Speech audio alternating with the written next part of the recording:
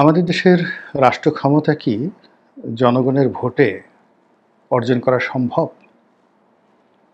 অথবা জনগণ যেভাবে ভোট দেন, সেভাবে কি যে নির্বাচনের ফলাফল সেভাবে রচিত হয়? কিংবা নির্বাচনের ফলাফল অনুযায়ী কি ক্ষমতার যে পট পরিবর্তন সেটা হয়? পালাবদল হয়? নাকি পেছনে অদৃশ্য হাত থাকে? আমরা স্বাধীনতার সেই আগের থেকেই শুনে আসছি, দিল্লি না পিন্ডি। মানে দিল্লির দাস হবেন নাকি পাকিস্তানের দাস হবেন, এই ধরনের কথাবার্তা। রুশ ভারতের দালালেরা সাবধান, হুঁশিয়ার সাবধান। মানে রাশিয়ারও দালাল হওয়া যাবে না, ভারতেরও দালাল হওয়া যাবে না। মার্কিন সাম্রাজ্যবাদ নিপাত যাক। আমেরিকাকে আমরা ঘৃণা করি।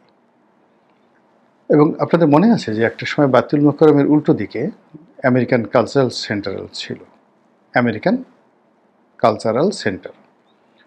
তো বিক্ষুব্ধ জনতা সেই ভবনটি পুড়িয়ে দিয়েছিল।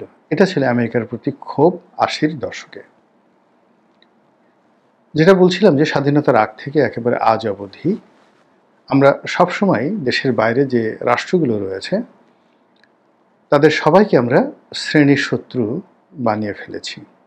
কখনো চীনের বিরুদ্ধে কথা বলেছি, সৌদি আরবিয়ার বিরুদ্ধে কথা বলেছি, পাকিস্তানের বিরুদ্ধে কথা বলেছি।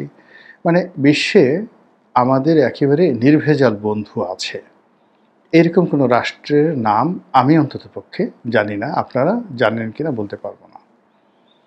তো আমরা সবাই কি, ইসরায়েল আমাদের শত্রু, অমুকে আমাদের শত্রু, ওদের যাকে বলা হয় সৌদি আরবের যারা আলেম ওলামা তারা ওহাবি, তারা যাকে বলা হয় মানে বাতের ফ্যাক্টর অনুসারী, তাদেরকে অনুসরণ করলে আমাদের ইমান এখানে চলে যাবে। ভারত তো প্রশ্নই আসে না। তাহলে আমাদের বন্ধুকে, অথচ এই পৃথিবীতে আপনাকে যদি চলতে হয় বিশ্বস্ত বন্ধু ছাড়া আপনি চলতে পারবেন না। ভারতের দিকে চিন্তা করুন, জন্মের পর থেকে তারা রাশিয়ার সঙ্গে এবং ইসরায়েলের সঙ্গে, এই দুটো রাষ্ট্রের সঙ্গে চমৎকার একটা বন্ধুত্বপূর্ণ সম্পর্ক গড়ে তুলেছে। এই দুটোকে বেজ রেখে, ফান্ডামেন্টাল রেখে, এরপর তারা অন্যান্য রাষ্ট্রের সঙ্গে কখনো সম্পর্ক খারাপ করেছে, কখনো ভালো করেছে। পাকিস্তানের কথা চিন্তা করুন, তারা সৌদি আরবিয়া, চীন এবং আমেরিকা, তাদের জন্মের পর থেকে এই তিনটি রাষ্ট্রের সঙ্গে চমৎকার সম্পর্ক তারা বজায় রেখেছে। নেপালের কথা চিন্তা করুন, তারা একটা সময় ভারতের সাথে খুব সম্পর্ক বজায় রেখেছিল, সেখান থেকে তারা সরে গিয়ে আবার চীনের সাথে সম্পর্ক বজায় রেখেছে। তো তাদের দেশে দুটো গ্রুপ রয়েছে, একটা গ্রুপ চীনাপন্থী আর একটা গ্রুপ ভারতপন্থী। এর মধ্যে কোনো রকম মুনাফেকি কিছু নেই। শ্রীলঙ্কা এবং মালদ্বীপের ঘটনা অন্যরকম। শ্রীলঙ্কা এবং মালদ্বীপ এই দুটো রাষ্ট্র দীর্ঘদিন ধরে ভারতের দাবিদারি করেছে। এখন সেখানে ভারতের যারা দাবিদার তাদেরকে খুঁজে পাওয়া খুব দুষ্কর। সেখানে চীন পরিপূর্ণভাবে তাদের আধিপত্য বিস্তার করেছে এবং তাদের সঙ্গে চীনের যে সম্পর্কটি কৌশলগত, অর্থাৎ যুদ্ধ লাগলে যুদ্ধ করবে, টাকা লাগলে টাকা দেওয়া হবে, সৈন্য লাগলে সৈন্য দেওয়া হবে, অস্ত্র গোলা বারুদ দেওয়া হবে, এরকম একটা সম্পর্ক মালদ্বীপের সঙ্গে শ্রীলঙ্কার।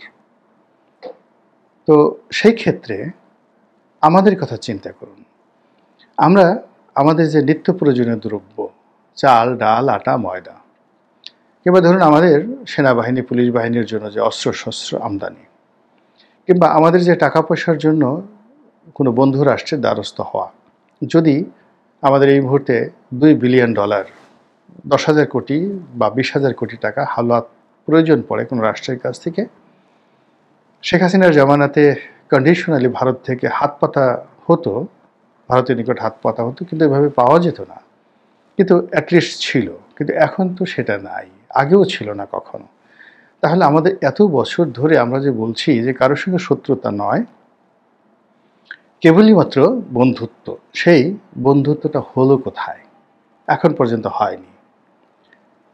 ফলে কি হলো দেখুন, আমাদের বিপদের কিন্তু শেষ নেই। ক্ষমতাচ্যুত হয়েছে আওয়ামী লীগ, তারা ক্ষমতা থেকে চলে যাওয়ার সঙ্গে সঙ্গে বাংলাদেশ থেকে সদল বলে ভারতে গিয়ে আশ্রয় নিয়েছে। আচ্ছা বলেন তো, বিএনপির লোকগুলো কোথায় যাবে? তাদের কি কোনো দেশ আছে পালানোর মতো? বন্ধুত্ব আছে কারো সঙ্গে? নেই। জামাত যদি পাকিস্তানে যেতে চায় তাহলে তাকে ভারতের বর্ডার পার হয়ে যেতে হবে। কি একটা বিপদ, মুসিবত, আপনি চিন্তা করুন তো। একটা ল্যান্ডলক কান্ট্রি, তো সেই কান্ট্রিকে যদি তাকে বেঁচে থাকতে হয়, এমনকি সমুদ্রটাও এটার উপর যে আমাদের আধিপত্য সেটা নেই। একটা অংশে মায়ানমার আধিপত্য বিস্তার করে বসে আছে, আর আরেকটি অংশে ভারত আধিপত্য বিস্তার করে আসছে, আর একটু দূরে চীন। আপনি এখান থেকে একটা ভালো যুদ্ধ জাহাজ নিয়ে বা একটা স্পিড বোট নিয়ে, একটা গান বোট নিয়ে আপনি যে কোনো একটা দ্বীপপুঞ্জে চলে যাবেন, সেই অবস্থাও কিন্তু আপনার নেই। কাজে আমরা একটা কুয়োর ব্যাঙ হিসেবে এর মধ্যে যে লাফালাফি করছি, লম্ফজম্প করছি, এটা যে কতটা অবমাননাকর, এবং সারা দুনিয়া আমাদেরকে কি দৃষ্টিতে দেখে, আমাদের যারা প্রবাসী ভাই বোন রয়েছেন বিশ্বের বিভিন্ন দেশে, যারা আমাদের এই পাসপোর্ট নিয়ে ঘোরাফেরা করেন, তারা বুঝতে পারেন যে এই পাসপোর্টের আর এই বাংলাদেশি নামটির কতটা যন্ত্রণা আর কতটা মধুরতা রয়েছে।